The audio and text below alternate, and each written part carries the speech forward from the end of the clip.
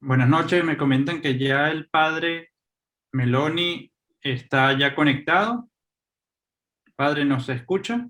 Sí, los escucho perfectamente, los veo también. Buenas noches, queridos hermanos. ¿Cómo está Frankie? Buenas noches, padre. Bienvenido. Cuando desee, padre, usted puede comenzar. Ah, ustedes me dicen. Bueno, entonces empezamos.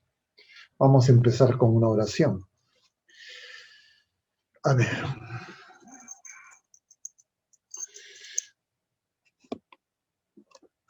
en el nombre del Padre y del Hijo y del Espíritu Santo. Amén. Señor Jesús, bendito y alabado seas. Te damos gracias porque nos permites reunirnos en tu presencia. Tú nos has dicho que cuando dos o más personas están reunidas en tu nombre, tú estás en medio de ellos y nosotros invocamos tu presencia, invocamos tu nombre santo. Y te pedimos que todas las cosas que pensemos, digamos y hagamos durante toda nuestra vida, en el día de hoy, en esta charla, todo parta de ti como su fuente y todo llegue a ti como su fin. Y lo hacemos con la oración de los hijos de Dios, la oración que tú mismo nos enseñaste. Padre nuestro que estás en el cielo, santo nombre, venga a nosotros tu reino, hágase tu voluntad en la tierra como en el cielo. Danos hoy nuestro pan de cada día, perdona nuestras ofensas, como también nosotros perdonamos a los que nos ofenden, y no nos dejes caer en la tentación, y líbranos del mal. Amén. En el nombre del Padre, y del Hijo, y del Espíritu Santo. Amén. Muy bien, queridos hermanos, vamos a tener este tema que se le ha puesto por título Voto Católico. Y claro, algunas personas pueden decir, pero hay un voto católico. Todos los católicos nos ponemos de acuerdo para votar por un partido político. Somos entonces de repente un partido político que se disfraza del pueblo de Dios, de la iglesia de Jesucristo. Queremos nosotros el poder temporal, queremos nosotros instaurar el paraíso en la tierra. Y por supuesto, la idea y el sentido del voto católico no se refiere a eso, sino se refiere a que hay un conjunto de principios que son o compatibles o incompatibles con nuestra fe, con nuestra esperanza y con nuestra caridad, que son dones infusos de Dios, virtudes teologales, que se ponen de manifiesto cuando nosotros tenemos que decidir sobre distintas circunstancias y en particular decidir sobre cuestiones que atañen a la vida política, a la vida pública.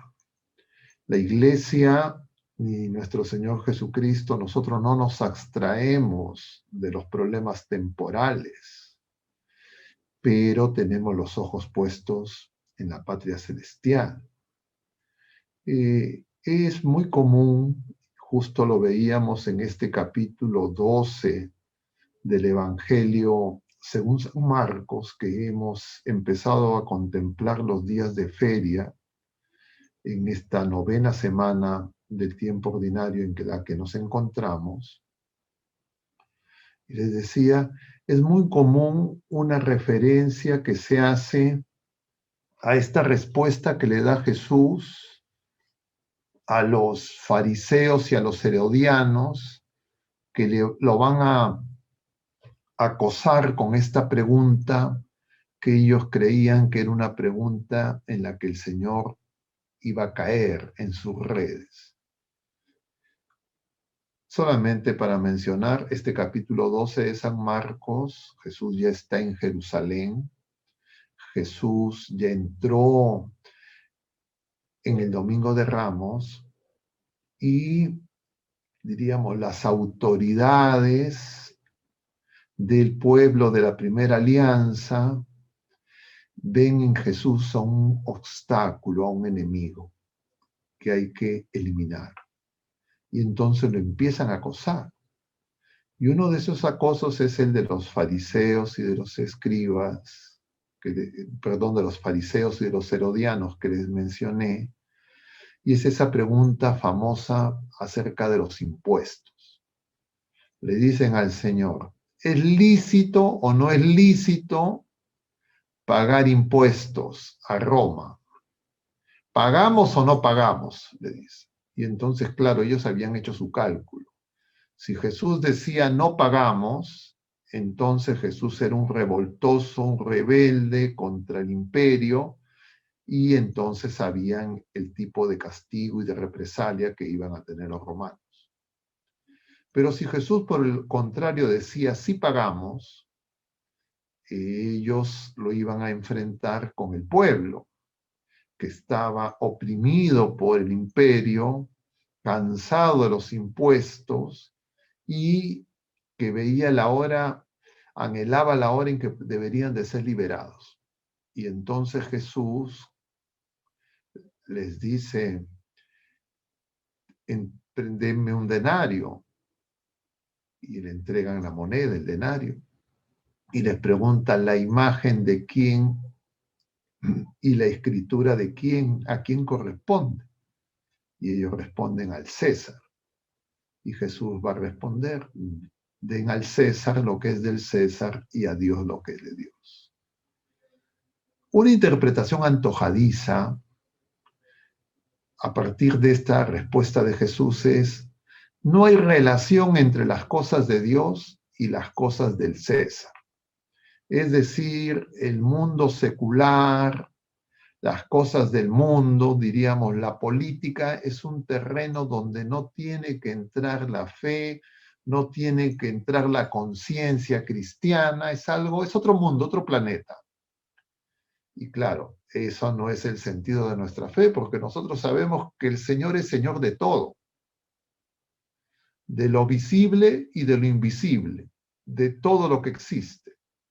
Él es dueño y Señor de todo, incluido del César. Y entonces, ¿qué significa ese denario? Ese denario significa las injusticias humanas. En este caso, los impuestos excesivos, la carga dura que realizaban los romanos. ¿Y qué figura del pecado?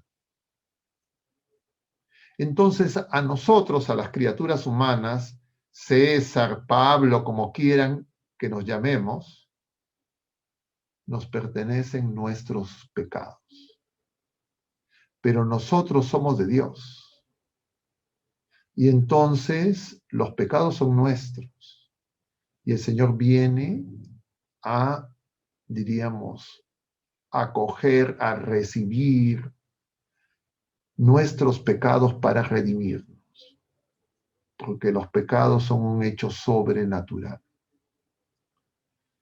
Y entonces, visto así, por supuesto que la política no es un campo donde nosotros, las personas de fe, tengamos que abstenernos de intervenir. Pero ¿cómo es la intervención en la política? Y ahí conviene una precisión. La política tiene dos dimensiones. La dimensión que en español no se puede matizar y distinguir tan claramente, pero que en inglés, por ejemplo, hay dos palabras diferentes que le dan más sensibilidad y más especificidad. Y hay una en lo que es el policy. Diríamos nosotros las propuestas, los programas, los planes, los proyectos. Ese es el policy, las propuestas políticas. Esas propuestas políticas nosotros las tenemos que examinar. La iglesia los examina. La iglesia no se queda callada ante esas propuestas políticas. Y la iglesia me refiero específicamente a la jerarquía de la iglesia. El Papa, los obispos, los clérigos, no nos quedamos callados ante las propuestas políticas. Y entonces, si es que alguien propone el aborto, por ejemplo, la iglesia no se puede quedar callada diciendo, bueno, esto es política, entonces nosotros no intervenimos. No, tenemos que intervenir, y si es que nos quedamos callados, pecamos por omisión. Hay otro campo, otra dimensión de la política que es en inglés el politics, que sería, diríamos, la manera en que se organizan las criaturas para acceder a las distintas instancias de gobierno. Y se organizan, hacen sus grupos, sus alianzas, etc. En esa dimensión no interviene la jerarquía de la iglesia. Está mandado expresamente por el Código de Derecho Canónico. No intervienen los clérigos, no intervienen los sacerdotes, no intervienen los obispos, siendo candidatos, formando partidos políticos, siendo generales, secretarios generales de algún partido político. Eso no se puede hacer. Y cuando ha ocurrido así, la iglesia, que aprendió eso duramente, la iglesia separa a esos clérigos. Y acá en el Perú tenemos ejemplos. En la década de los 60 había un sacerdote que le llamaban el cura Bolo. Los que son mayores tal vez lo recordarán. Que se incorporó al Partido Comunista Peruano. Y claro, ese cura Bolo fue separado. Excura, diríamos. Igual tenemos ahora un excongresista que también es líder de un partido político, era clérigo, era sacerdote, fue separado, porque es incompatible. Pero no es incompatible para los laicos. O sea, los laicos, los católicos, no están prohibidos de ser candidatos, de participar en algún partido político. Pueden hacerlo. Pero tienen que hacerlo según la conciencia que es conforme a nuestra fe. Porque nosotros tenemos que saber que según nuestra fe, nosotros tenemos una comprensión de quién es Dios, de quién es el ser humano y qué es la creación. Y hay algunas formas de entender la realidad, algunas, diríamos, perspectivas filosóficas, sociológicas, antropológicas, políticas, que son incompatibles con nuestra fe. Y entonces, si es que un laico quiere militar, participar, defender esas propuestas, tiene que saber que esas propuestas, esos planteamientos, no son compatibles con nuestra fe. Y la iglesia nos lo hace saber. Ya. No nos prohíbe, no tiene como medidas coercitivas, diríamos, para impedir, pero sí nos advierte, pues es incompatible con nuestra fe, en consecuencia es incompatible con la verdad, es incompatible con el bien, es incompatible con la vida. Y la Iglesia ha condenado a lo largo de las décadas, de los siglos, esos planteamientos a través de la doctrina social de la Iglesia.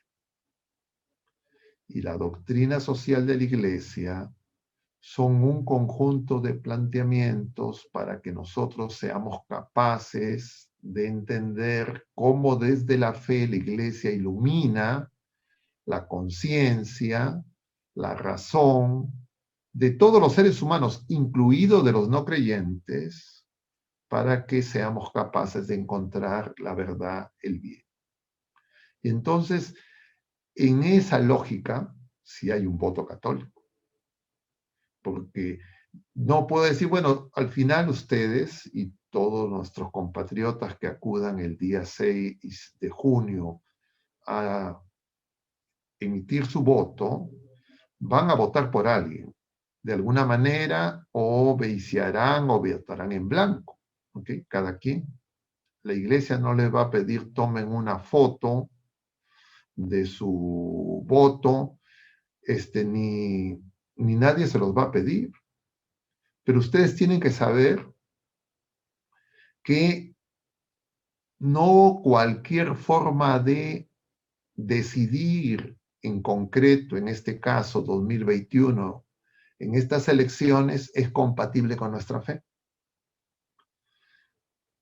Y que hay específicamente en este proceso electoral una propuesta de uno de los participantes que es absolutamente incompatible con nuestra fe. Y claro, consecuencia de eso la gente puede decir, ya están haciendo activismo político partidario. No, nosotros no estamos haciendo activismo político partidario, sino estamos advirtiendo que una de las propuestas es incompatible con nuestra fe. Mal haríamos de que le digamos a los católicos, a las personas de fe, da lo mismo, cualquier cosa que hagas es igualmente válido, moralmente tiene el mismo valor. No es posible.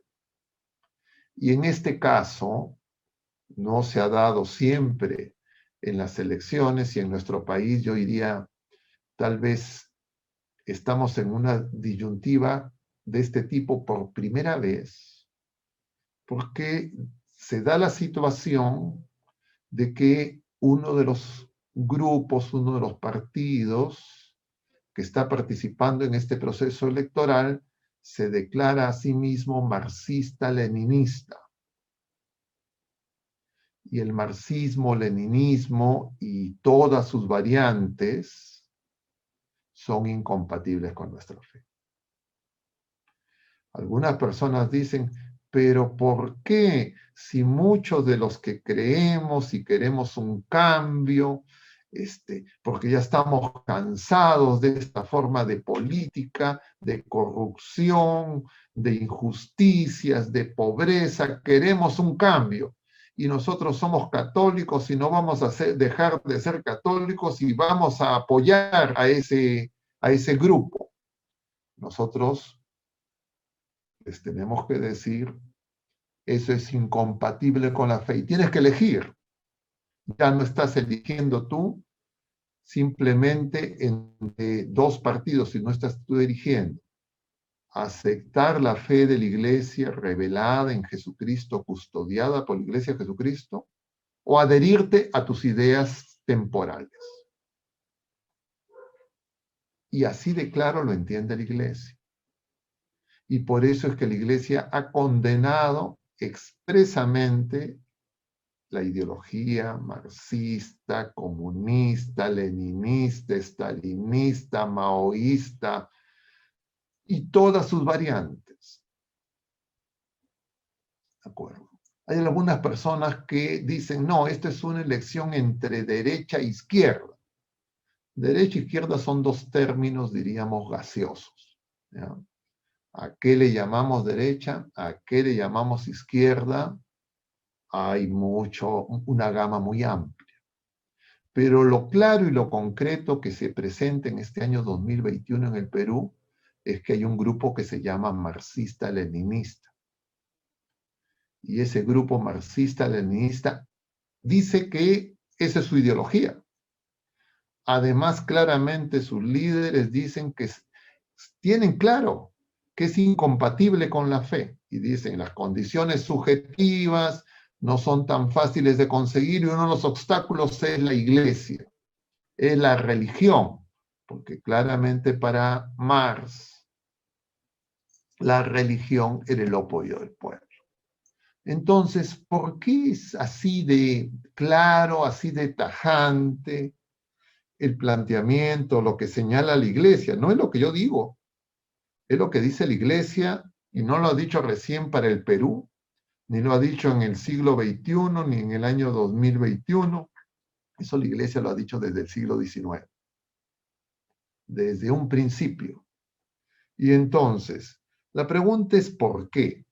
Y en primer lugar, la primera razón, yo diría, de la cual se desprenden todas las demás, es que esta visión de la realidad, esta ideología, diríamos más propiamente, marxista-leninista, es atea, rechaza a Dios, es materialista, todo es materia, todo es simplemente producto de la materia, no hay alma espiritual, no hay vida eterna, no hay resurrección, no hay Dios. Y como nosotros no nos daremos cuenta por esa primera afirmación de esta ideología, es incompatible con nuestra fe, porque nosotros, bautizados, estamos llamados a anunciar a Jesucristo, Dios venido en la carne, Dios y hombre verdadero, que nos viene a liberar del pecado, nos hace participar de la vida eterna, de una realidad trascendente, que para ellos no existe. Para ellos no hay Dios, no hay infierno, no hay cielo. No hay nada más allá después de la vida presente. Mueres y ahí acaba todo. Y eso para nosotros es absolutamente incompatible. No hay cómo hacerlo conciliar. De otro lado, el marxismo-leninismo, por eso, por esa consecuencia, por esa visión, persiguió a la iglesia donde se ha implantado. En Europa, en Rusia, Europa Oriental, en China, Corea del Norte, Cuba, Venezuela. Se hostiliza, se persigue a la iglesia y quiere que la iglesia se acomode a su ideología. ¿Por qué puede resultar para algunas personas, diríamos, compatible o deseable acoger esta ideología?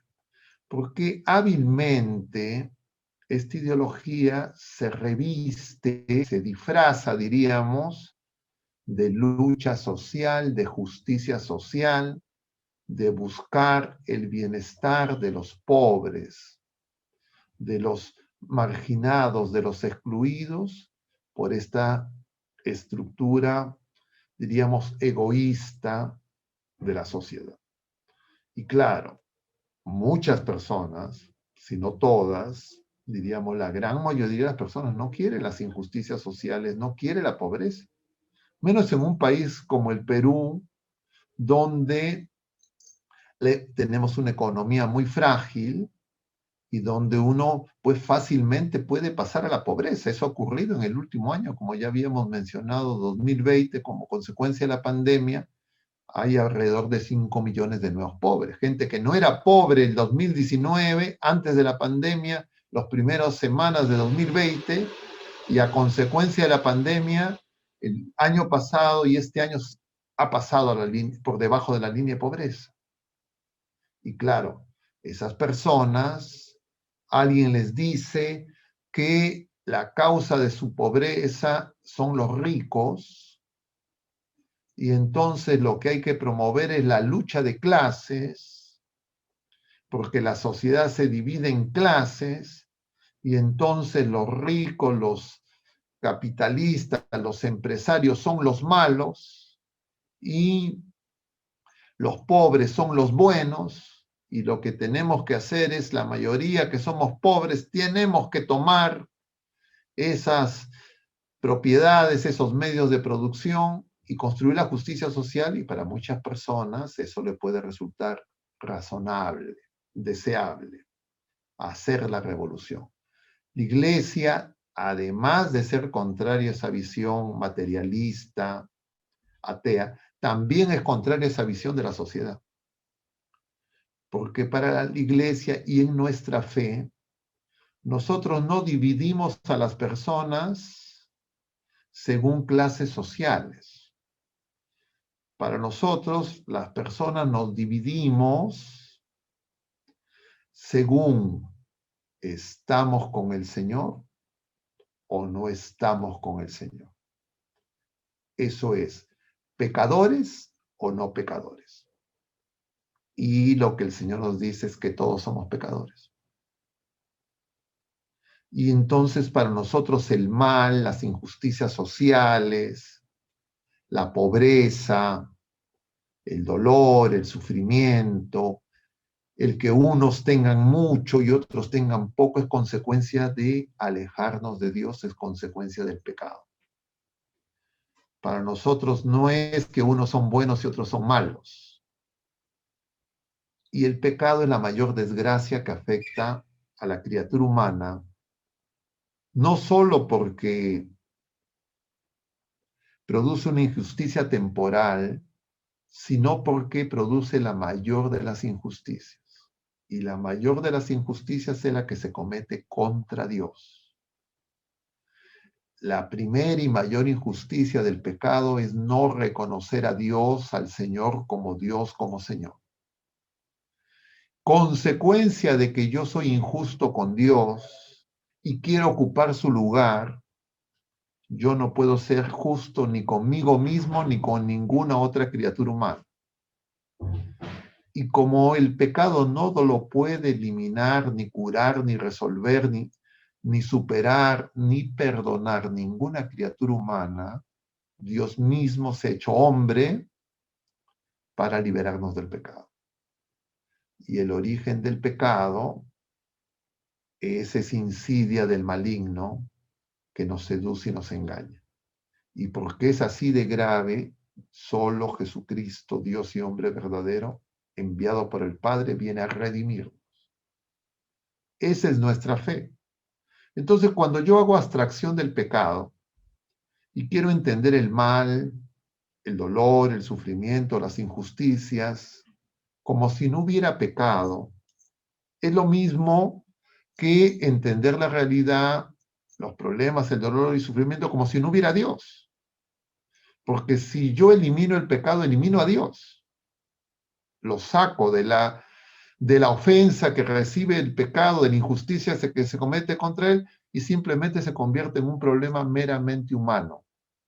Ya saqué a Dios. Y eso vale para cualquier pecado.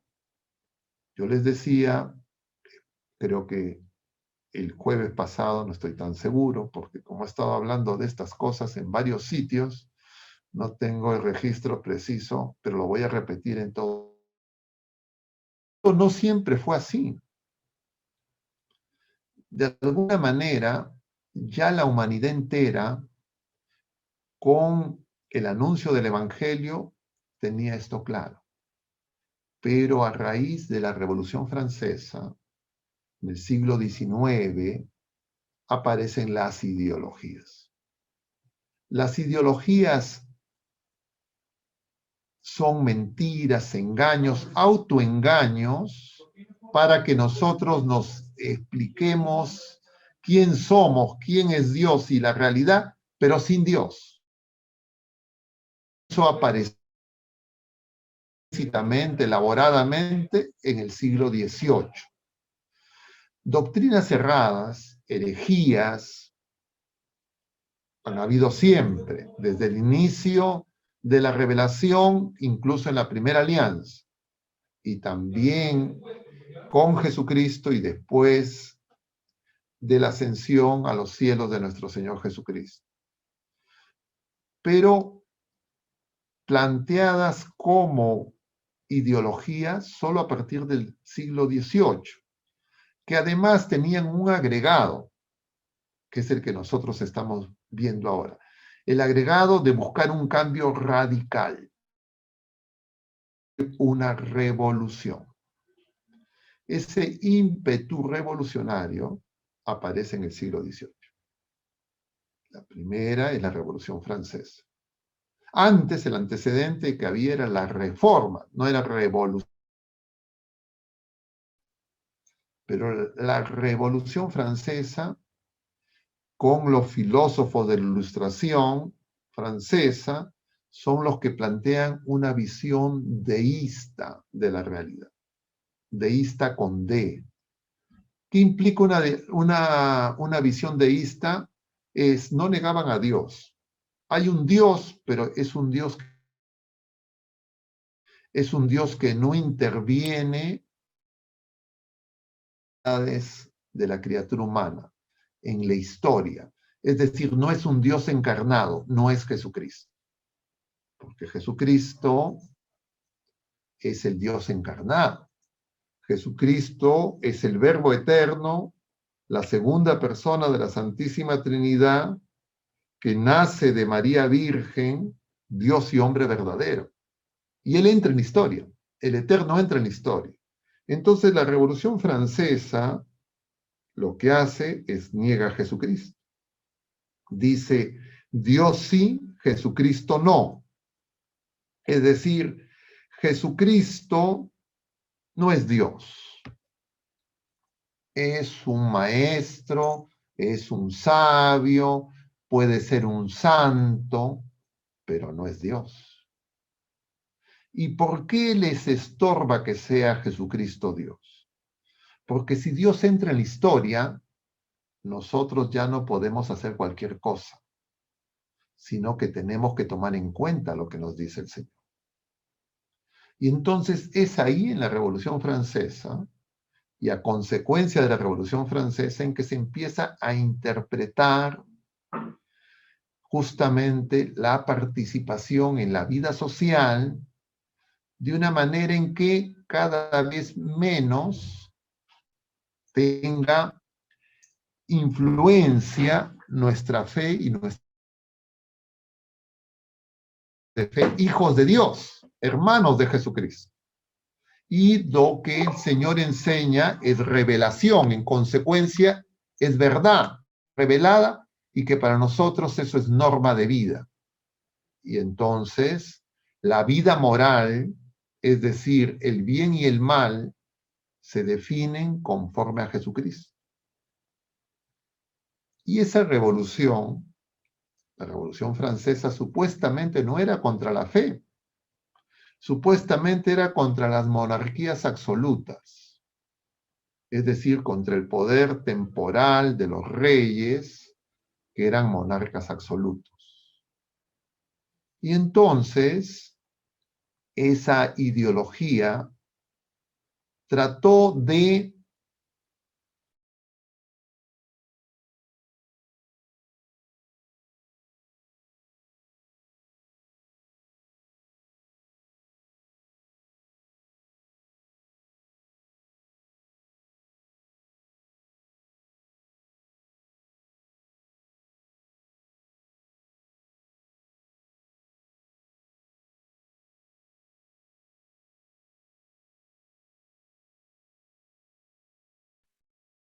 Un momento, hermanos, que el padre parece que tiene algún problema en la red.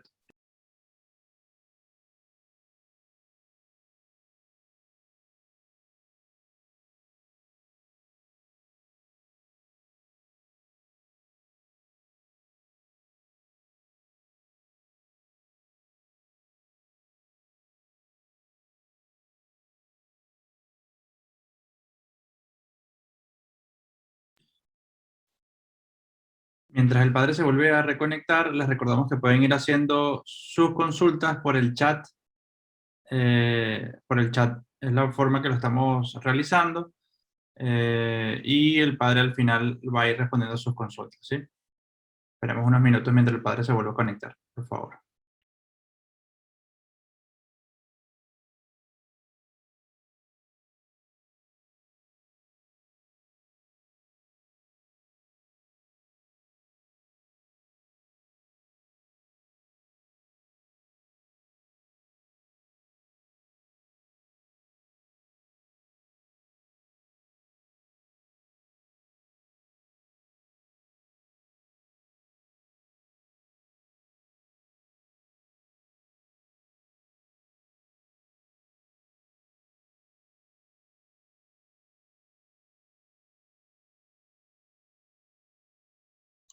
falló la internet.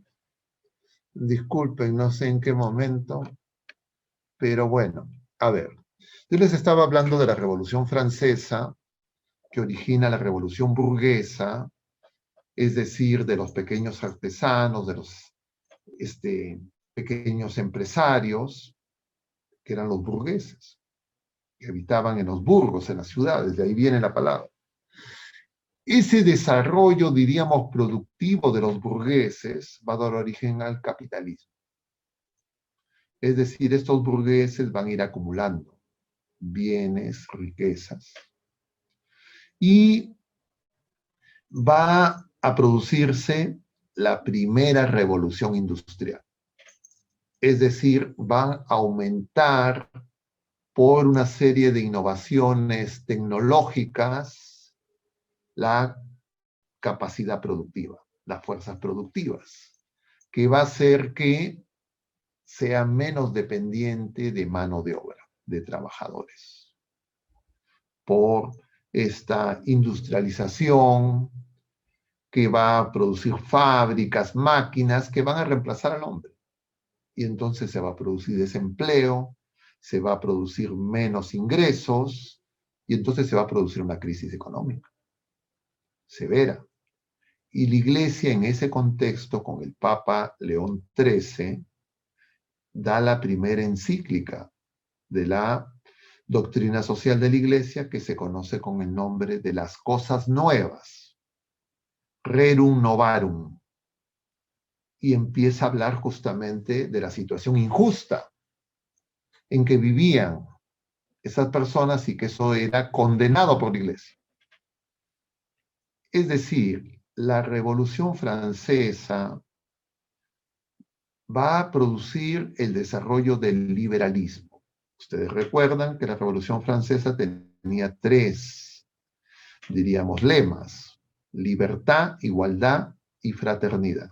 Una fraternidad sin Dios, una igualdad que era igualitarismo y una libertad que era un valor supremo, porque ya no había Dios providente, entonces el ser humano, su voluntad, el deseo humano era el único criterio de medida.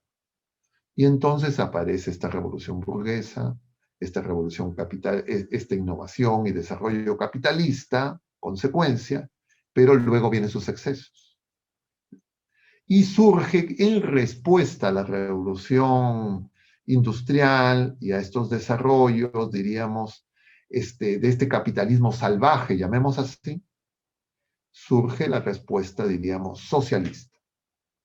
Surgen las visiones ya no tanto centradas en el individualismo y un mercado que es mano invisible y que resuelve todo, con un estado mínimo prácticamente sin intervención de nadie, y salen los planteamientos de que no son los burgueses, sino que son los proletarios, los trabajadores, los obreros, los que tienen que hacer una revolución, un cambio social. Y de ahí surgen distintos socialismos y eso se estructura en los planteamientos de Marx y Engels, que van a dar origen al manifiesto comunista. Pero el manifiesto comunista se plantea, y la visión marxista de Marx y Engels se plantean como ateas, contrarias a la familia, contrarias a la religión, contrarias a la fe. Y por eso es que Marx va a decir la religión es el opio del pueblo. Contrarias a la caridad.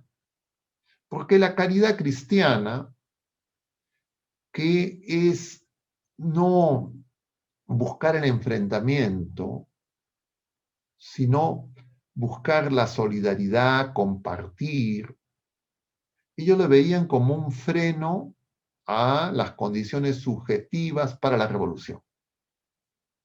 Y entonces no les gustaba la caridad. Condenaban la caridad. Y eso mismo también ocurre aquí en nuestro país.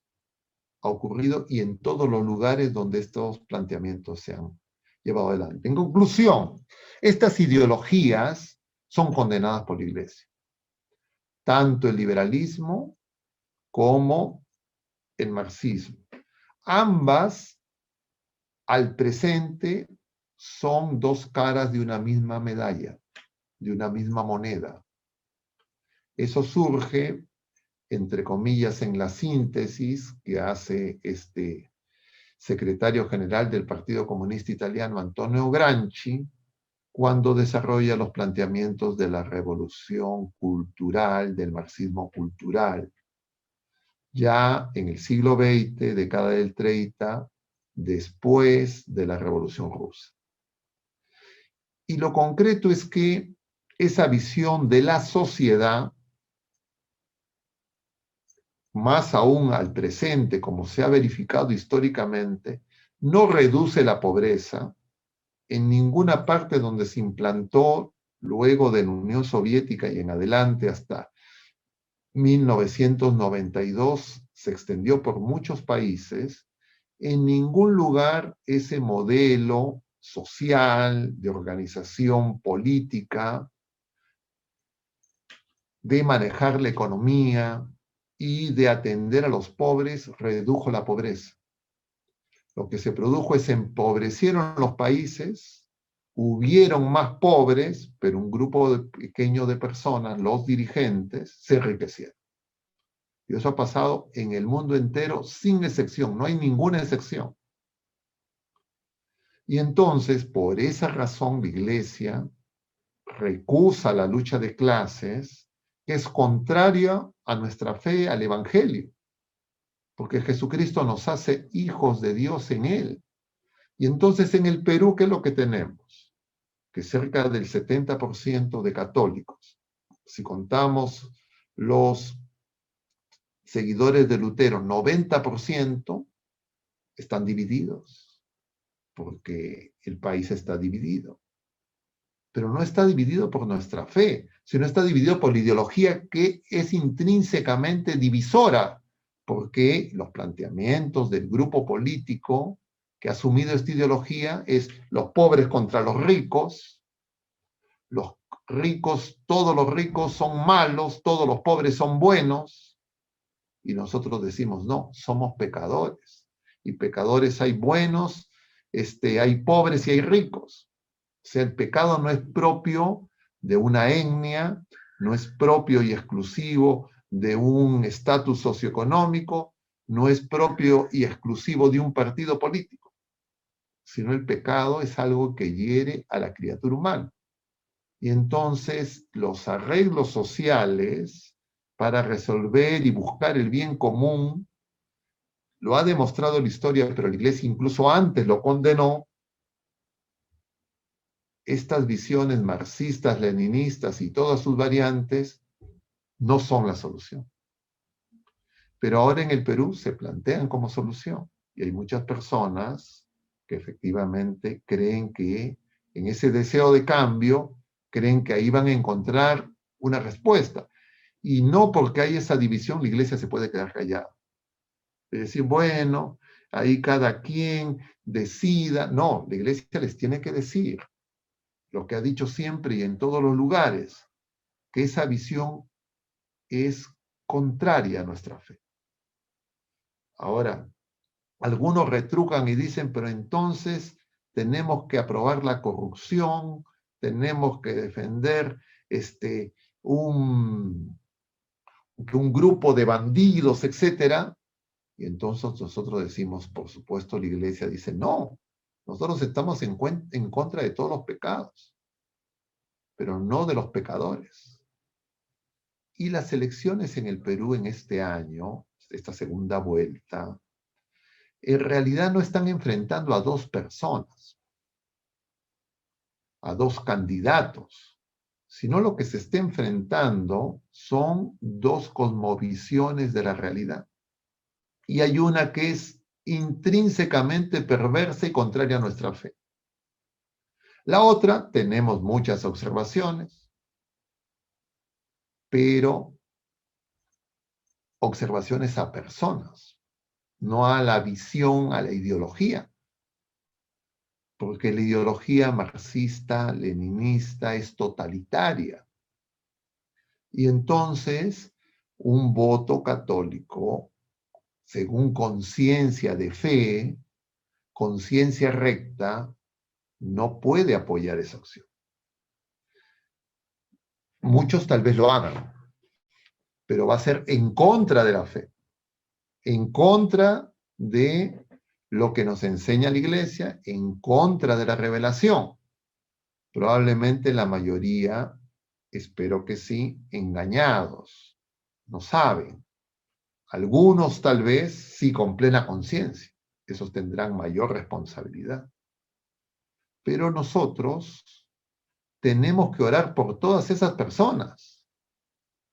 Sean los que voten de una manera o voten de otra manera, o los que crean que mejor se abstienen y votan en blanco, votan viciado, por cualquiera de esas opciones que pueda estar en la decisión de las personas, nosotros tenemos que pedir por todas las personas, por todas las criaturas humanas, por todos nuestros compatriotas, porque el Señor no quiere la muerte del pecador. Quiere que se convierta y viva, y para nosotros las cosas no se acaban el día 6 de junio. ¿Qué es lo que va a cambiar el 6 de junio? El 6 de junio lo que va a cambiar es que o vamos a entrar a una situación de una tribulación muy grande, de dolor, sufrimiento, pobreza, escasez, pérdida de empleo, crisis económica, pérdida de libertades, que van a tener costos muy grandes, especialmente con los más frágiles, como los más pequeños, con los más débiles. O vamos a tener un poquito más de tiempo. En una situación, diríamos, más o menos como la que hemos estado en los años previos, pero que sabemos que es una situación extrema, porque hay muchas personas agotadas, desgastadas, olvidadas, y que tienen que ser escuchadas, tienen que ser atendidas,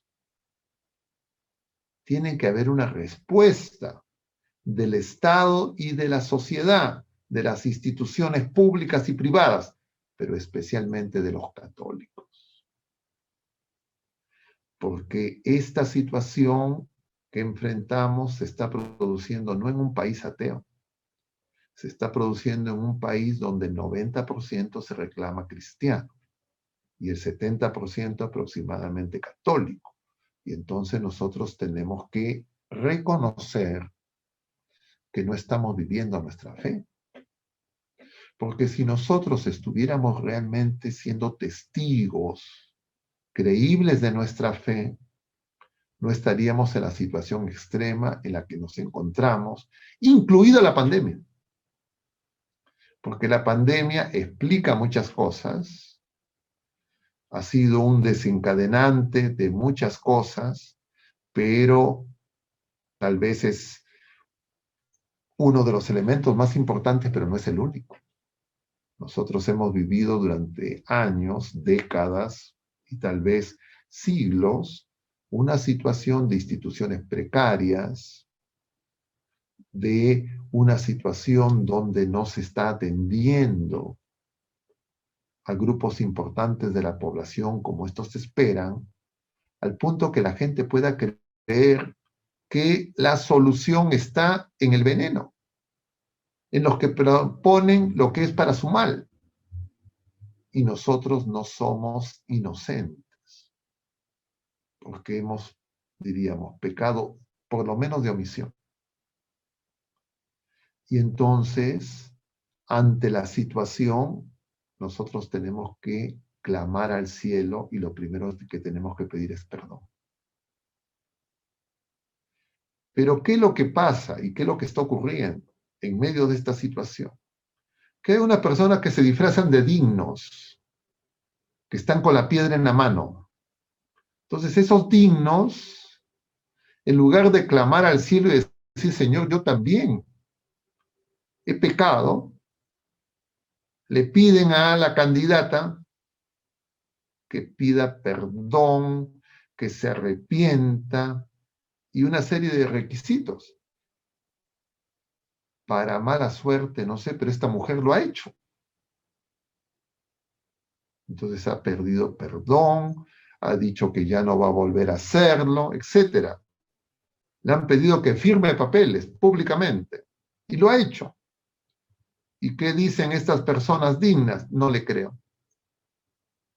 No le creo, haga lo que haga, no puede ser.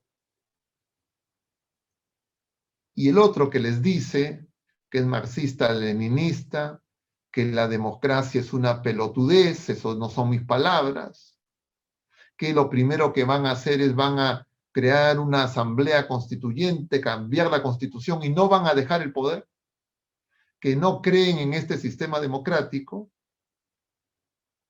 y lo dicen públicamente y lo han puesto por escrito, no quieren escuchar esa situación. Le dicen, somos marxistas, leninistas, mariateguistas, creemos que el modelo de Venezuela, de Chávez, de Cuba, de Bolivia, esa es la salida a Latinoamérica, y no quieren escuchar. Dicen que la iglesia y la fe es un obstáculo que hay que remover, y no quieren escuchar. Y entonces uno tiene que preguntarse por qué. Y cuando alguien dice las cosas parecidas a las que yo estoy diciendo, dice, no se tiene que meter, esto está manipulando. Quisieran que se callen. Dicen, no, este es dividir. No, si le dicen que este señor Bermejo ha declarado que no quiere que la democracia no cuenta, dicen, no digan, no hablen de eso, porque la gente se va a dividir. ¿Quién se va a dividir? Más divididos podemos estar. La verdad hace libres. Y no estamos faltando a la verdad cuando citamos lo que ellos mismos dicen. Ahora, lo que ocurre es que hay muchas personas que no quieren escuchar o escuchan y no quieren tomar en cuenta. ¿Y por qué? Porque en los últimos años, 20 aproximadamente, más agudamente, pero ya en 30 años por lo menos, no solo ha habido un desgaste generalizado, diríamos, de los políticos, de los partidos políticos, etcétera, sino ha habido una acción activa, cuasi partidaria, incluso antes de que sea candidata, la actual candidata que ha pasado la segunda vuelta, organizada como un movimiento que es no a una persona. Nosotros no decimos no a una persona. Nosotros decimos no a una ideología que no es exclusivamente peruana, ni se inventó en el Perú, sino una ideología perversa, intrínsecamente mala, como nos enseña nuestra madre la Iglesia, y los documentos de la doctrina social de la Iglesia en los últimos, desde 1902, desde la Rerum Novarum. El Papa San Juan Pablo II, a los 100 años de la Rerum Novarum, promulgó una encíclica que es parte de la doctrina social de la Iglesia, que se llama justamente Centesimus Annus, a los 100 años. Ya en ese momento, en 1991, ya había caído el muro de Berlín. Ya la Unión Soviética tambaleaba. Y entonces el Papa examina qué es lo que ha pasado en esos 100 años de doctrina social de la Iglesia. Y el Papa dice que lo que está en juego son dos cosas, que son lecciones que tendríamos que haber aprendido de estos 100 primeros años de la doctrina social de la Iglesia, es decir, entre 1891 y 1991, 100 años. Y él dice, dos cosas tendríamos que haber aprendido. Uno es que las ideologías, incluido el liberalismo, han hecho que lo trascendente, es decir, la realidad eterna, pasen a un segundo plano. Y en el mundo y en la Iglesia, lo inmanente, lo pasajero, lo temporal, está dañando la fe de las personas. Entonces, primera cosa, inmanentismo, concentración únicamente en lo material, en lo pasajero, en lo temporal, y nos olvidamos de que hay pecado, de que hay infierno, de que hay demonio, de que hay cielo, que hay un Dios sinitrino y un Padre que nos espera, y Jesucristo sentado a la derecha del Padre. Y un daño grave en la fe. Y segundo, la perversión de la libertad. Porque la libertad se ha convertido en un libertinaje, en creer que yo puedo hacer lo que me da la gana y que puedo ser libre sin verdad. Y que lo único que cuenta es lo que yo siento, lo que a mí me gusta, lo que yo pienso, es decir, el relativismo. Nosotros podríamos afirmar enfáticamente que transcurridos de esa encíclica 30 años, de Centésimos Annus, ahora 2021, en el Perú y en el mundo esas palabras son mucho más vigentes. Y eso explica por qué existen personas, no en un número pequeño, que quieren hacer compatible esas ideologías que son engaños con la fe. Y claro, algunos dicen, pero se habla mucho del comunismo, del marxismo, y no sé que está criticando con igual fuerza el liberalismo. Y claro, es que en esta elección, la amenaza que hay viene pues de una visión marxista-leninista. Si es que las opciones hubiesen sido unas propuestas capitalistas, salvajes, etcétera, como la del siglo XIX, o todas estas cuestiones injustas de un mercado sin Estado, pero paradójicamente las propuestas que se están haciendo es que haya más Estado. La diferencia es si es que hay más Estado para estatizar la economía,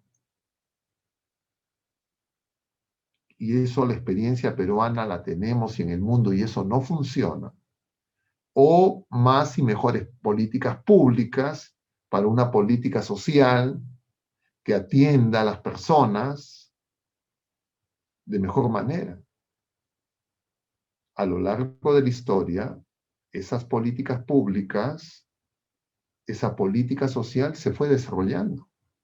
Y justamente fue uno de los frenos al capitalismo y al marxismo en parte de Europa, por lo menos. O sea, me refiero a las políticas que en la década, a raíz del crack del 29, se desarrollaron y que se conocen en general como las políticas keynesianas, y que dieron origen a lo que se conoce como el estado de bienestar, es decir, políticas públicas que atienden una serie de necesidades. Claro, nosotros somos un estado con recursos limitados, una economía pequeña, pero ahí podría haber muchos campos de mejora, etcétera, etcétera. Pero más que entrar en esos detalles que ya serían discusión de políticas públicas, a nosotros lo que nos interesa de esta reflexión es del voto católico. Es decir, según la conciencia de nuestra fe, que ilumina la razón. Y nosotros tenemos que saber que, como nos recordaba el Papa emérito, hay principios no negociables. Uno es la defensa de la vida, desde la concepción hasta su término natural. El partido marxista-leninista tiene entre su plan de gobierno legalizar el aborto.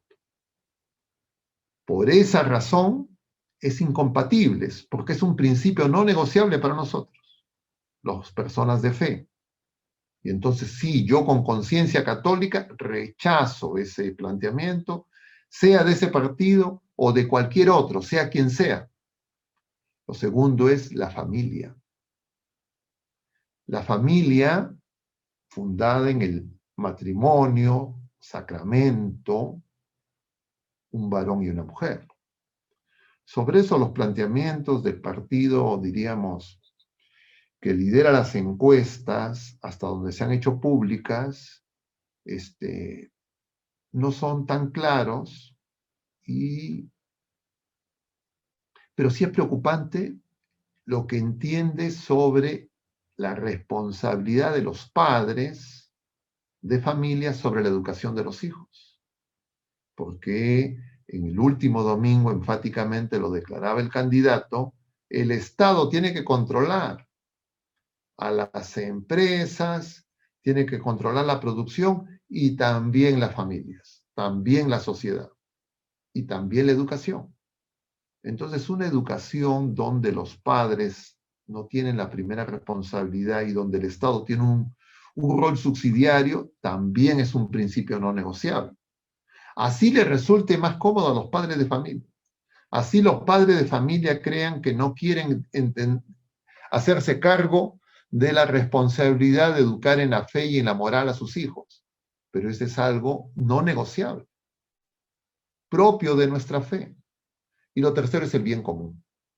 Pero el bien común de todos los bienes comunes, y hay bienes comunes pasajeros, el bien común eminente es el bien común trascendente, es decir, Jesucristo y Dios mismo.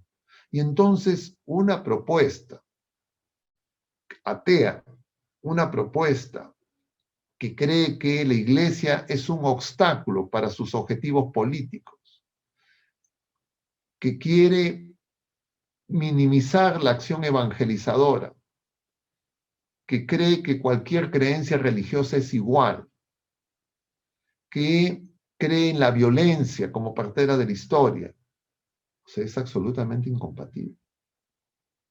Yo entiendo que muchas personas que pueden tener empatía, afinidad por estos planteamientos de estos grupos políticos, no les guste, pero nosotros no estamos para decirle las cosas que le gustan o no le gustan a la gente, sino para señalar lo que nos enseña nuestra Madre Iglesia. Y como repito, no son enseñanzas específicas para el Perú que han aparecido hace pocas semanas ni hace pocos meses. Y muchos obispos nos los han recordado en estos últimos días. Podría mencionar algunos, pero no es el caso, pero algunos son muy claros. Y podríamos decir, no solo obispos peruanos, obispos en el mundo entero, más aún los documentos del magisterio de la Iglesia y las condenas del magisterio de la Iglesia al comunismo y al marxismo, incluido la excomunión del Papa Pío XII, que sigue vigente, para los que militan o los que colaboran con partidos comunistas, socialistas, con esas ideologías. Y entonces, en conclusión, nosotros tenemos que elegir. Y la primera elección tiene que ser Jesucristo. Esa es la primera elección. Yo tengo que elegir primero en mi conciencia. Jesucristo es mi Señor, es mi Dios. Él es el Rey. Yo quiero hacer su voluntad o no me interesa en algunos ámbitos y esferas de mi vida personal, privada o pública, en el país, en las políticas, lo que me enseña la fe. Entonces es mi primera elección. Y de ahí vienen las siguientes. Y si es que ustedes eligen a Jesucristo y quieren que Jesucristo lo reconocen como Señor y Dios, y sienten confusión, sienten que no hay claridad, sienten que hay dificultad en la elección, yo lo que les aconsejo es pónganse en oración. Pregúntenle al Señor específicamente. Y en segundo lugar, ustedes piensen en su familia, en sus hijos si los tienen, en sus hermanos, sus sobrinos, sus familiares, sus amigos, y ustedes pregúntense, ¿en qué tipo de país les gustaría vivir ustedes y que vivan los más pequeños, las personas que dependen de ustedes, sus hijos, sus nietos, sus sobrinos si los tienen? Y vean los países que tienen esos esquemas de gobierno como el que se está proponiendo para nuestro país. Vean qué es lo que está pasando en Venezuela, vean qué es lo que está pasando en Cuba, y digan, yo me iría con mi familia a vivir a Cuba, a vivir a Venezuela en las actuales condiciones. Yo les decía, yo conozco personas que están viviendo en países desarrollados, capitalistas, Y desde ahí se ponen a recomendar. Incluso tengo un amigo, le decía, compañero de estudios de la universidad, que hace pocos meses ponía que no, porque ha emigrado no hace tanto tiempo, y ponía que se ha comprado su casa y que esto que el otro, se tomaba la foto con su esposa en la puerta de la casa, bonito, lo felicitamos. Y entonces después empieza a decir, oye, voten según esta visión, diríamos, marxista-leninista.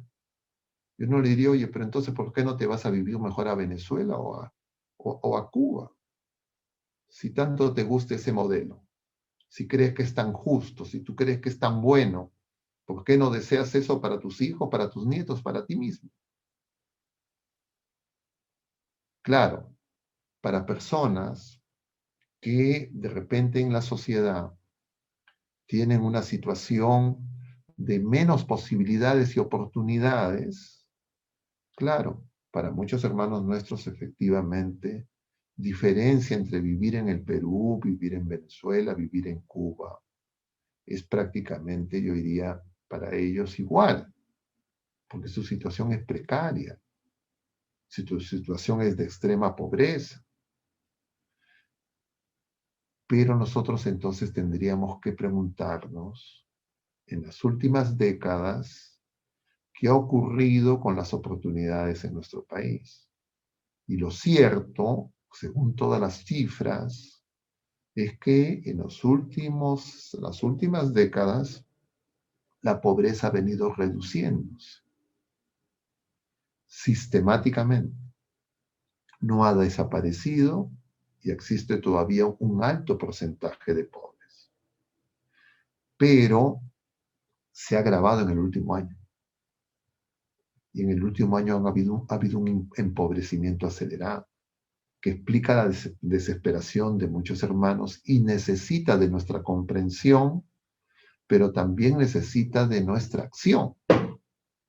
Y por eso es que nosotros, si somos personas de fe, tenemos que entender que esto no termina el 6, porque estas cosas no se pueden resolver en plazos breves, sea cual sea el resultado. La buena noticia es que el Señor quiere lo mejor para nosotros. Y nosotros en realidad tenemos que preguntar si es que el Señor quiere para nosotros una prueba más dura, una mayor tribulación. Y si es que así fuera, es porque nuestra dureza de corazón ha aumentado. Y claro, uno viendo el costo que eso significaría, uno no quisiera eso. Entonces, por eso que nosotros tenemos que ponernos en estas horas, en estos días, en oración, no pensando solamente en nosotros, no pensando, bueno, yo tengo como mi familia, porque una persona me decía, yo tengo mis familiares, todos están viviendo, unos en Suiza, otros en España, otros en Canadá, y entonces hay un problema, saco el boleto y me voy. Ya, pues, pero esa es una visión egoísta. Yo tengo que pensar en los que no van a tener a dónde ir, en los que van a perder su empleo, en los que van a ver sus ingresos reducidos. Yo les decía la vez anterior, en Venezuela, hacia 1999, el salario mínimo era del orden de los 500, 400, 500 dólares al mes. Hoy, 2021, son 2 dólares al mes, menos de 8 soles al mes. 8 soles.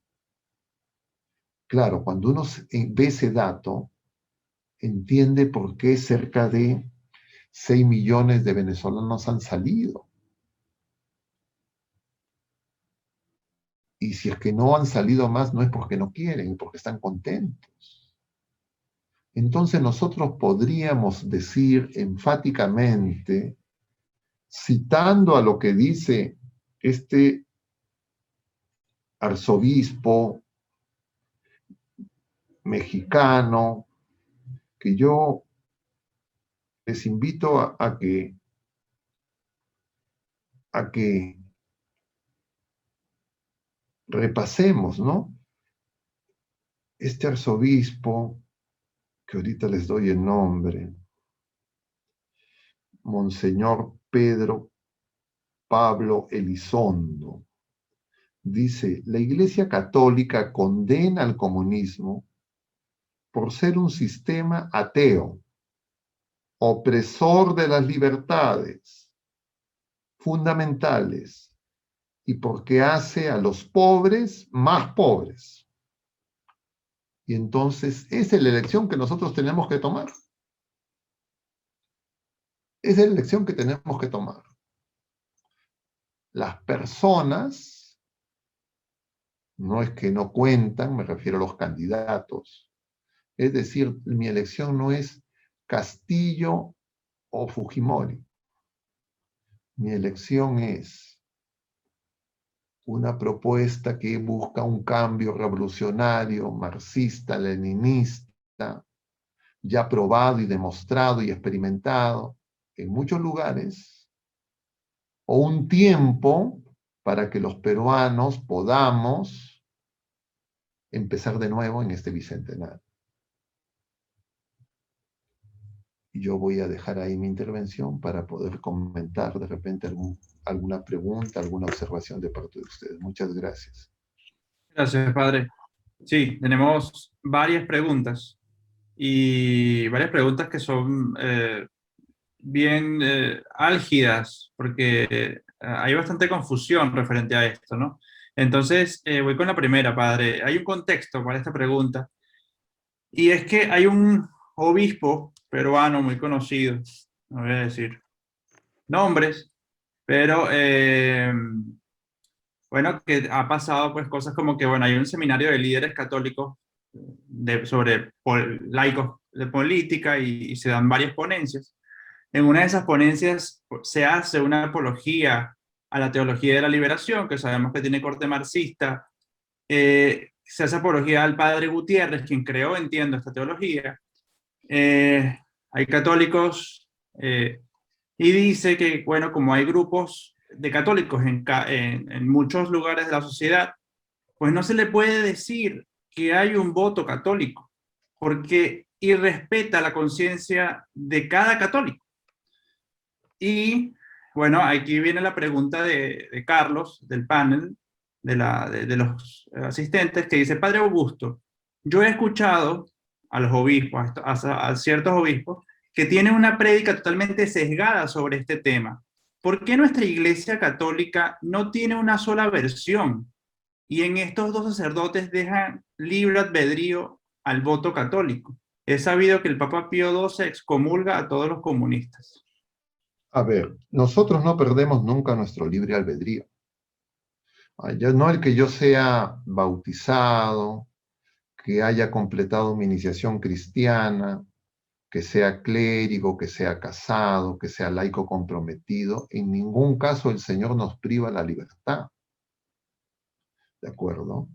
Pero lo que ocurre es que la conciencia recta, según la verdad, en las últimas décadas y en los últimos siglos, justamente los efectos de las ideologías han producido un daño muy grande en nuestra fe y han afectado a miembros de la Iglesia, en la jerarquía y entre los laicos. Pero nosotros no estamos juzgando las opiniones de algunos clérigos ni de algunos laicos. Yo no les estoy diciendo contrapongamos lo que dice un obispo contra lo que dice un sacerdote u otro obispo. Yo les estoy hablando de la doctrina social de la Iglesia, que es magisterio, que debe obediencia de fe. La teología de la liberación no es magisterio de la Iglesia. Es más, ha sido condenada por la propia Iglesia. Que algunos clérigos sientan simpatía, afinidad, no es magisterio, así sean obispos. ¿Ya? El magisterio de la Iglesia no es igual a la opinión de los clérigos. Por eso nosotros no somos como los protestantes, donde hay libre examen, cada quien opina. Esa visión relativista no hay en la iglesia. Entonces, lo que más bien las personas que escuchan estas cosas de estas personas, de estos clérigos, los que les tienen que preguntar es, dígame usted qué dice el magisterio de la iglesia. Dígame qué documentos de la iglesia, del magisterio de la iglesia, apoyan lo que usted está diciendo. Y entonces, sobre eso podemos formar una conciencia recta. Porque si no se introduce esa visión relativista que justamente citaba al Papa San Juan Pablo II en Centésimos Annus, donde justamente el Papa advierte sobre esa visión de esa libertad equivocada, porque se entiende una libertad sin verdad, o se cree que puede haber caridad sin verdad. Y definitivamente la posición de la Iglesia yo creo que ahí es clara, ¿ya? Entonces, lamentablemente muchas personas no conocen el magisterio, no conocen la doctrina social de la Iglesia, y claro, es responsabilidad mayor de los clérigos no darla a conocer o querer reemplazar lo que nos enseña la Iglesia con sus apreciaciones personales. Una confusión que se produce es por el tema de la justicia social. Nosotros, por supuesto que queremos la atención de los más pequeños, de los que no cuentan para el mundo. El Señor les dice a los apóstoles que el más importante es el que se parece a y abraza a un niño, porque ellos discutían quién es el más importante en el reino de los cielos. Entonces Jesús toma un niño, lo pone en medio de ellos y les dice, quien no se haga pequeño como este niño, no va a entrar al reino de los cielos. El que quiera ser el primero, que sea el último. Entonces, claro, vemos el efecto de las ideologías, pues las ideologías fanatizan, dañan la fe. Y efectivamente yo he escuchado a algunos clérigos y claro, hay que hacer oración por ellos. Hay que hacer oración por ellos. Y nosotros tenemos que hacer oración por todos. Pero tenemos también que examinarnos para una conciencia recta. Pero sí es, yo diría, no es discutible el tema del comunismo. Claro, el término, entre comillas, izquierda, se hace algo un poco, diríamos, puede haber alguien que se llame de izquierda y que no sea marxista, leninista, maoísta. Sí, puede ser. Puede ser una persona que quiere la justicia social, que quiere que haya oportunidades para las personas desfavorecidas, que quiere que mejore la educación, la alimentación, la salud, que estos sean efectivamente derechos. Yo diría sí. Eso lo queremos todos. No sé, puede ser que algunos no quieran eso, puede ser, pero yo diría la inmensa mayoría quiere eso. Pero eso no implica, diríamos, algo que sea patrimonio del marxismo-leninismo. Que yo para resolver los problemas de la justicia social, de la pobreza, etcétera, tengo que adherirme a una propuesta marxista-leninista. Y eso es lo que estamos hablando. Y yo al contrario les decía, el marxismo, leninismo, el comunismo, la historia real, no teórica, es que hace más pobres a los pobres, no mejora las condiciones de vida y solamente favorece a la cúpula que capturan el poder y se perennizan en el poder a través del partido único. Coactan y impiden las libertades, realizan una persecución de todos los opositores, y así el marxismo en el siglo pasado produjo más de 100 millones de muertos. Y los estimados en Venezuela son de alrededor de 7.000 muertos al año por causas políticas, declarado por la representante de la Comisión Interamericana de Derechos Humanos, la expresidenta de Chile, que no es una derechista. Entonces sabemos el costo, igual no hay otra cosa equivalente en Cuba. Entonces, yo diría, nosotros no sabemos qué hay en la conciencia de cada persona. Lo único que nosotros sabemos es que el corazón del hombre es tan misterioso que el único que lo puede penetrar es Jesucristo, a veces ni uno mismo. Y claro, cuando uno se empecina en una ideología, entonces uno le quiere buscar tres pies al gato. San Agustín tiene por eso una frase, que cuando uno quiere la verdad, una razón basta. Pero si yo no quiero la verdad, así me den 1000 razones, no bastan. Y entonces nosotros, más que referirnos a las opiniones, a las exposiciones, a las entrevistas que puedan dar personajes de la iglesia, laicos o clérigos, nos referimos a lo que es el magisterio, contenido en la doctrina social de la iglesia y que está por escrito. Y de ahí yo les estoy dando lo que es la posición de la iglesia. Yo no estoy hablando a título personal. Claro, algunos quisieran que eso se olvide. Algunos quisieran que no hubiese existido León XIII, Pío IX, Pío X, Pío XI, Pío XII, Juan Pablo II, el Papa Benedicto, el Papa Francisco, pero el magisterio de la iglesia es coherente y no ha cambiado en ese aspecto. Pero claro, existen fuertes tensiones, intereses en algunos lugares y en algunas personas que buscan la cuadratura del círculo.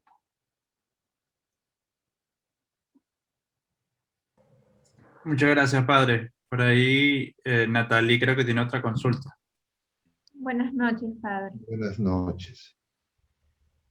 Nos están pidiendo ampliar un poco acerca del tema de la corrupción.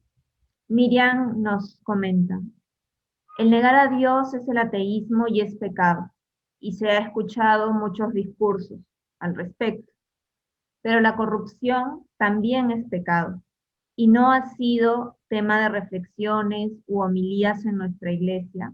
Ya. Quisiera A saber ver, por qué. a ver, yo les voy a decir, porque este es un tema muy importante.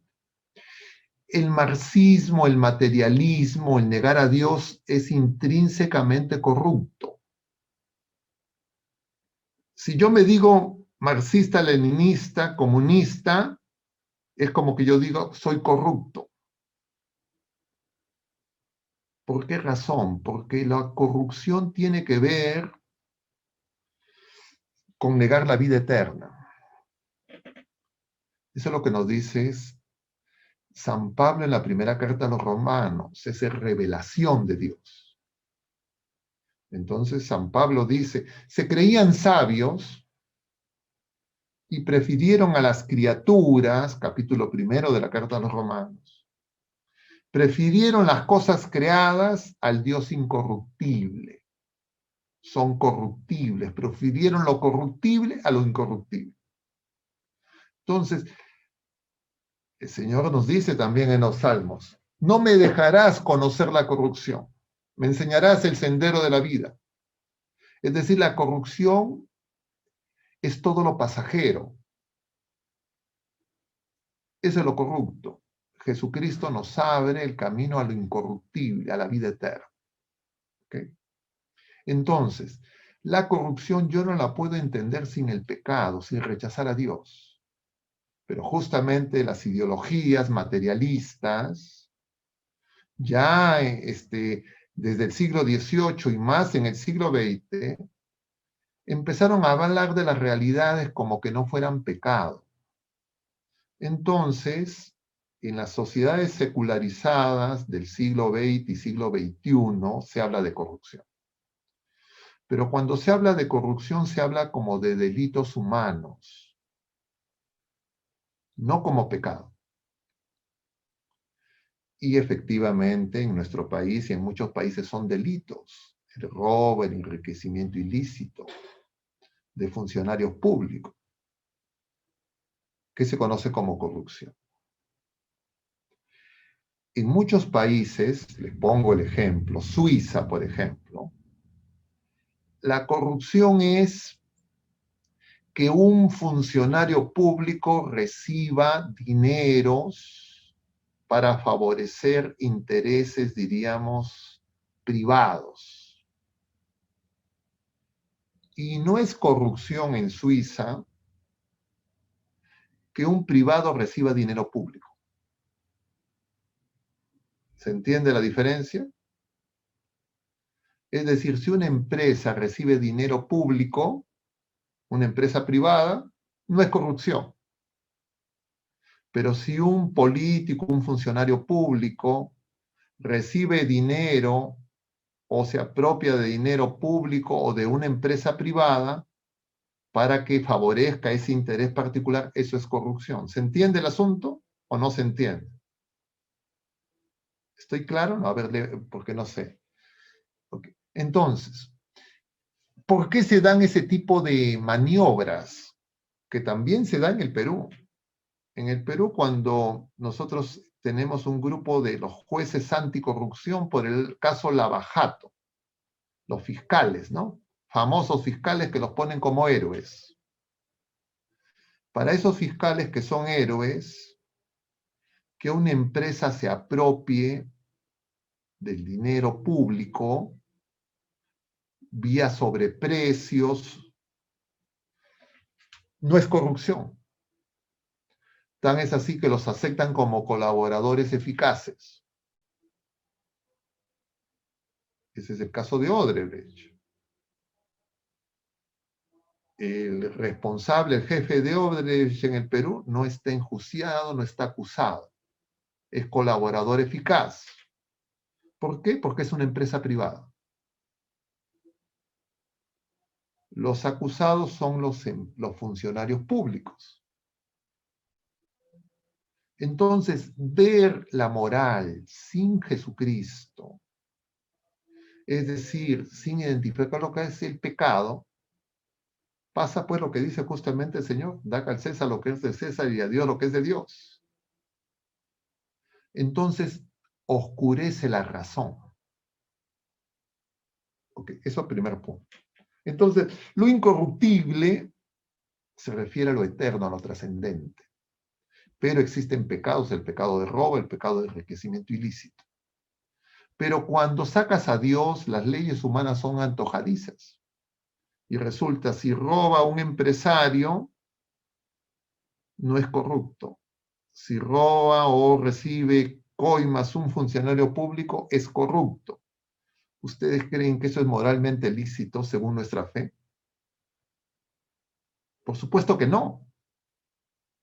Pero es lo que dice, entre comillas, las leyes peruanas o los que interpretan las leyes peruanas y los medios de comunicación.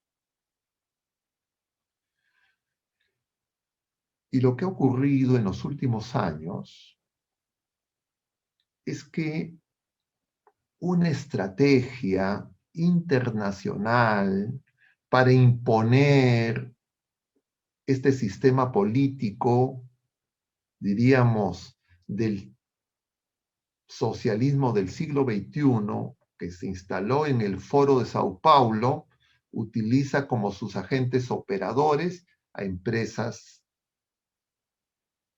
brasileñas principalmente. Y así el Foro de Sao Paulo, que se reunió por primera vez en el año 92, el mismo año del colapso de la Unión Soviética, reunió a los líderes de izquierda en la ciudad de Sao Paulo, con el patrocinio de Soros, de la Open Society, y estos líderes de izquierda todos asumieron las jefaturas de Estado en sus respectivos países. Participó Lula, participó Chávez, participó Evo Morales, participó Kirchner, y fueron elegidos. Y usaron empresas para imponer sus políticas de preparación de la toma del poder. Eso es conocido. Yo no tengo los archivos secretos X de un file secreto, es información pública. Entonces, cuando la gente, a través de los medios de comunicación en los últimos 20 años, se habla de corrupción, se ha hablado y se habla principalmente de los funcionarios públicos y especialmente de los gobernantes. Y efectivamente los gobernantes firmaron contratos con esas empresas brasileñas y sus socios del Club de la Construcción, contratos sobrevalorados que han significado un asalto a todos los peruanos. Contratos que valían como 1.000 y se elevaron a 7.000, 8.000, 10.000 millones de dólares. El estimado que tienen, diríamos, las autoridades de la Fiscalía y los estimados del Poder Judicial y de los peritos y de los periodistas, grosso modo, en el país, es que, diríamos, las coimas a los funcionarios públicos no llegan, sumando todos, hasta donde se conoce, puede ser que esas cifras cambien, no llegan, diríamos, a los 1.000 millones de dólares. O sea, no llegan ni siquiera a los 500 millones de dólares. Las coimas a los funcionarios públicos. Pero lo que se han llevado las empresas son más de 7.000 millones de dólares. Y son colaboradores eficaces. Y siguen contratando y han sido indemnizados por el gobierno peruano con la anuencia de los que luchan contra la corrupción. Entonces, yo diría, ese es el problema de la gran corrupción en el Perú. Pero en lugar de enfocar los reflectores, las cámaras, para que se esclarezca esa realidad y haya luz para saber qué pasó, lo que se han dedicado es principalmente a ver la corrupción de los funcionarios públicos, pero no de los que han tenido a su cargo el gobierno, sino de la candidata. Y la candidata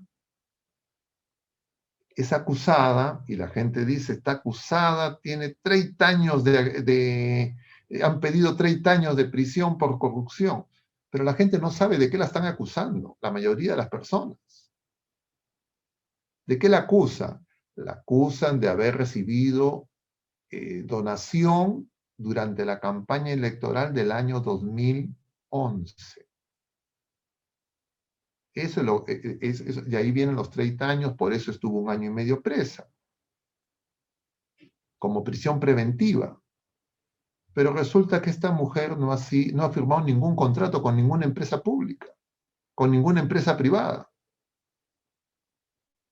Y el año 2011 no era delito recibir donación de empresas privadas para campaña electoral.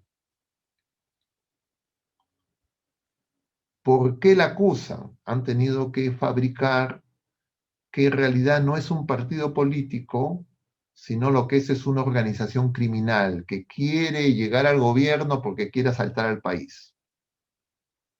Pero esa es una hipótesis. Y ahí no hay sentencia, es solo acusación. Pero la gente ya cree que ya está sentenciada. Entonces, cuando la gente dice, yo no quiero corrupción, yo no me puedo mancharla y puedo votar, yo diría, bueno, son tan dignos, pero no están viendo pues la realidad de la corrupción.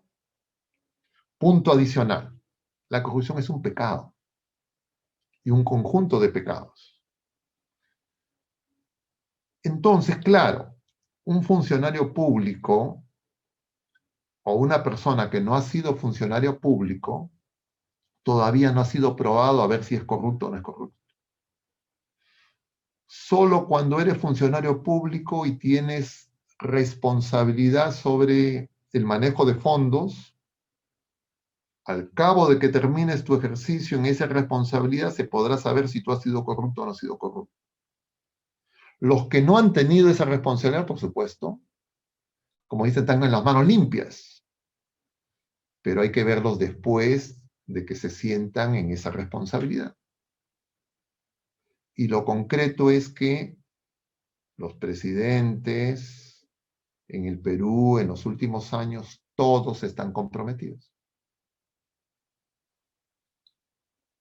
Y además, la misma exalcaldesa de Lima también se presentaba como que era la incorrupta, la de las manos limpias.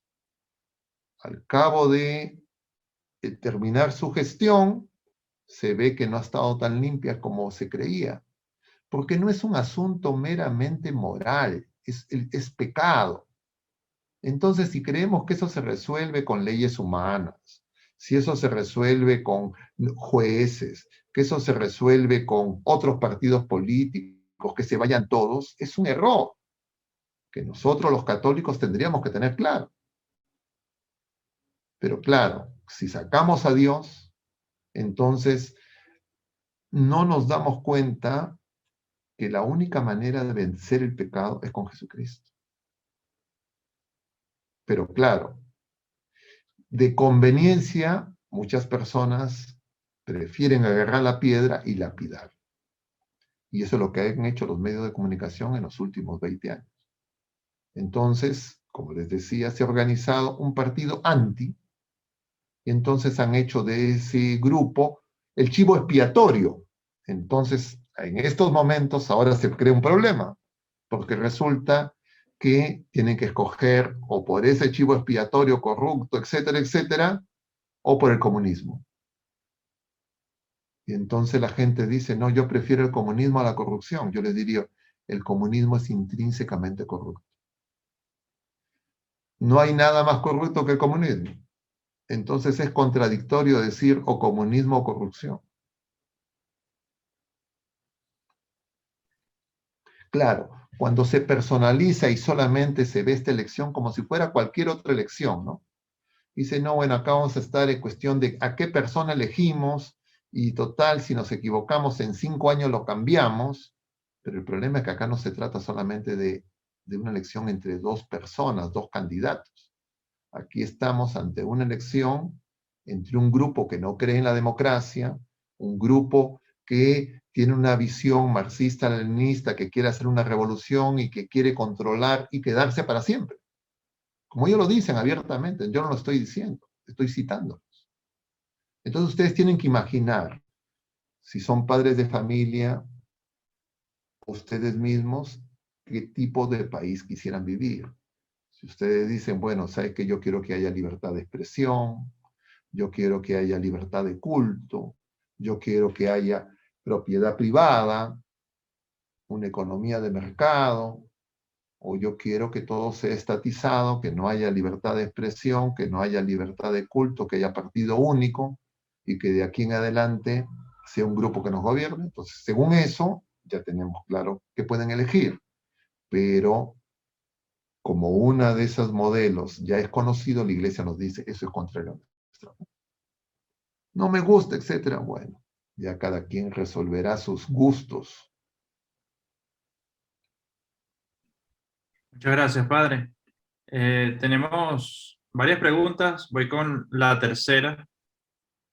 Dice, bueno, son dos preguntas en una, ¿no? Un poco larga. Dice Germán, Según el catecismo, en el numeral 24-25, la Iglesia rechaza el comunismo. Esta ideología se basa en 4 o 5 mentiras principales. ¿Qué papel debería jugar el pueblo católico, el cuerpo de la Iglesia ahora y en el futuro, ya que este ciclo se ha repetido por épocas? El plan de comunismo contra la vida, la familia y Dios es permanente, especialmente luego del 6 de junio. Y la pregunta que va aunada a esta es de Antonio y dice: Padre Meloni, buenas noches. Entonces, teniendo en claro que el mal menor es no votar por el comunismo, ¿cómo hacer para vigilar que la otra parte, el otro candidato, cumpla lo que ha prometido en términos de democracia y corrupción? La sociedad civil ha sido debilitada en todo este proceso. ¿Cuáles serían los caminos para nosotros los laicos? Organizarnos en una vigilancia ciudadana. A ver, yo lo que les estoy diciendo parece que no lo logro decir con claridad. A ver, lo voy a decir de manera concreta y directa. Si nosotros no nos convertimos sincera y profundamente y no tenemos a Cristo como centro de nuestra vida, de nuestras familias y de nuestro país, no hay solución. Vigilancia ciudadana, marchas, etcétera, son cosas, diríamos, absolutamente secundarias. El corazón del hombre solo lo puede cambiar Jesucristo.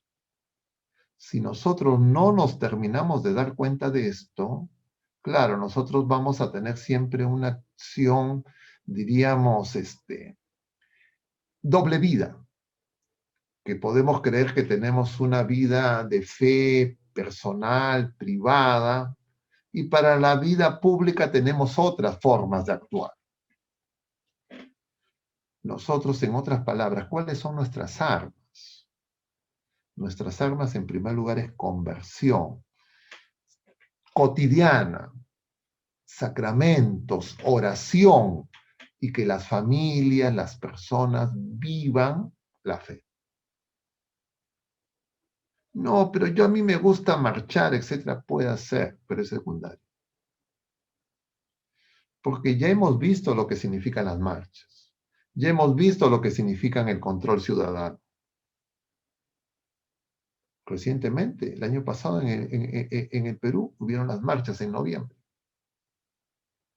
que eran muy de conveniencia para algunos, al punto que te decían que si salías a marchar nadie se contagiaba, que el virus había hecho una especie de licencia para marchar en el mes de noviembre, que no había segunda ola y todas las cosas que ustedes han escuchado y yo también. Les recuerdo, ¿cómo se produjo la Revolución Francesa? Fue una marchita. Ahí se inventó la tecnología. En esa época no había los canales de televisión, la radio, etcétera, habían los panfletos, los volantes. ¿Y qué hicieron? Una marcha.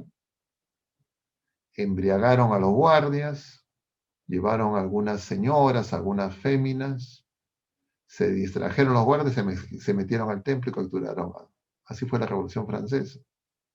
Una marcha de alrededor de 2.000 personas. Y de ahí en adelante, todas las otras revoluciones han sido así.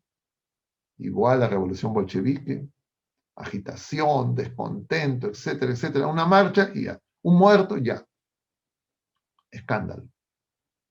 Y eso mismo estamos viendo en Chile, en Colombia.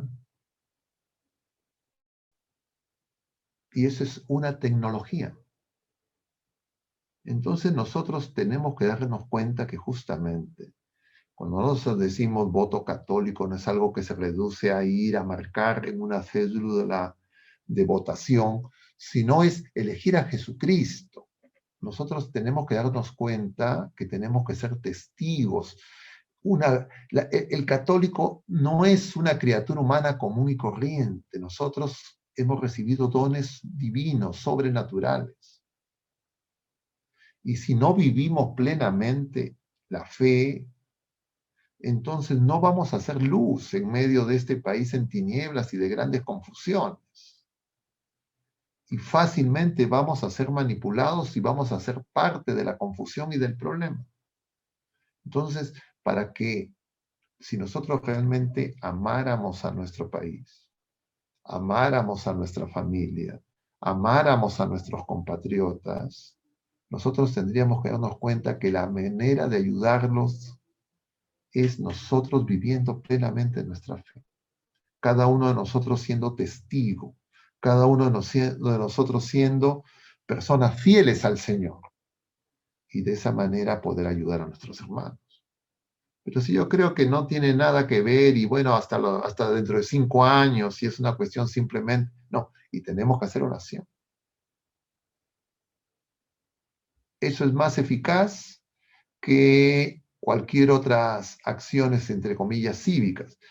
Están rechazadas, no hay que hacerlas, están prohibidas. No, por supuesto que no. Pero sin esto previo, pueden ser cosas absolutamente impredecibles. Nuevamente, sin Jesucristo no somos nada. Muchas gracias, padre. Eh, bueno, no sé si lo corté o había terminado. No, sí, sí, ya, porque yo diría, Sí. Bueno, padre, le agradezco igual, le agradecemos todos de verdad toda esta charla que ha sido, creo que, muy buena y fructífera para todos. También quiero recordarles a los asistentes que el padre ha estado hablando de estos temas ya varias semanas. Están las charlas y las pastillas en el canal de YouTube. Los invito a que la visiten y que también puedan tomar estos videos y compartirlos con sus familiares, con quien ustedes deseen, ¿no? Bueno, padre, muchas gracias. No sé si quiere hacer una oración para terminar. a ver, sí, vamos a hacer una oración, pero antes de la oración, una invocación, una exhortación. Quedan ya pocas horas, quedan pocas horas hasta el 6.